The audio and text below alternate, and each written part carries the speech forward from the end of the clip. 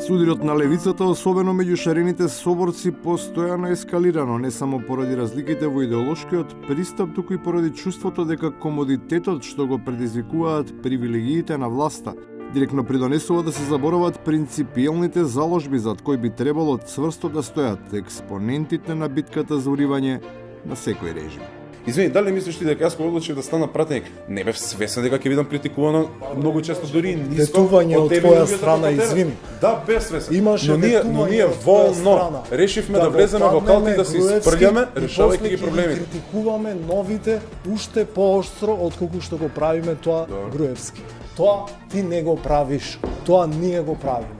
И сега тоа е разликата помеѓу мене и тебе. Разликата е и повеќе од вочлива, бидејќи со ништо освен со позиционирањето во државниот апарат не може да се оправда толку лесната промена на ставовите кај оние за кои се мислеше дека цврсто се држат до нив.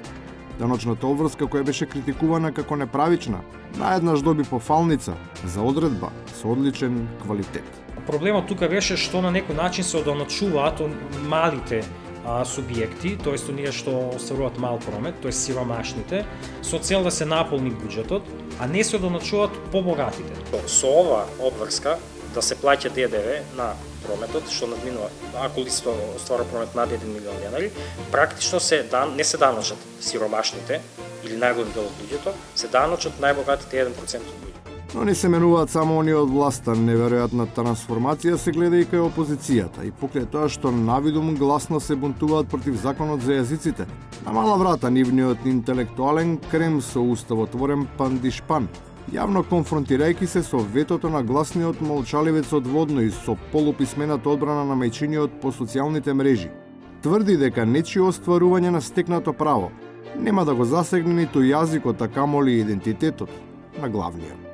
Добро што владата се обидува да го реши проблемот на употребата на јазиците во делови и во области во кои тој не се остваруваше, правата на употреба беа признати. Вие сте можеби првиот представник на ВМРО ДПМН што мислам кој што е дел кој што го поздравува овој закон, ако така можеме да Морам да ви кажам дека не знам дали сум прв, втор или во која ми е позицијата, но тоа е моето мислење.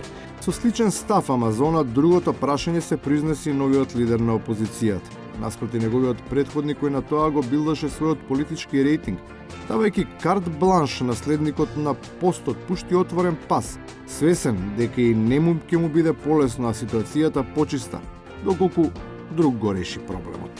So we are encouraging them, guys, please proceed to find a solution. Оние пак поискусните, постарите момци, не само што гледаат благонаклоно, туку чувствуваат некаква посебна силна енергија во двојката од Давос, која според нивниот впечаток дури ја преминува границата на вообичаените односи. Нивното поздравување, нивната средба, срдечност, тоа зборува не само за некое позирање пред новинарите, туку за подготвеност на двајца мажи. Ќе го слушнеме и тој предлог од одредени извори непристоен. Тоа недостасуваше во овие сите претходни години, бевме некако во некој грч, а вакви работи не се решаваат во грч. Ќе нешто тоа пристојно, сите сметам дека сме доволно умни, паметни. Трифун малку поемотивно тоа го интонираше, и ако хемијата меѓу нив двајца е во ред, тогаш може и да се дојде до посакуваниот резултат. И на крајот, се може кога се сака, дури и во исто време да се биде на две места. По кој пат се фрлеш? Втори пат. Кој пат го фаќаш крстот? Трети пат.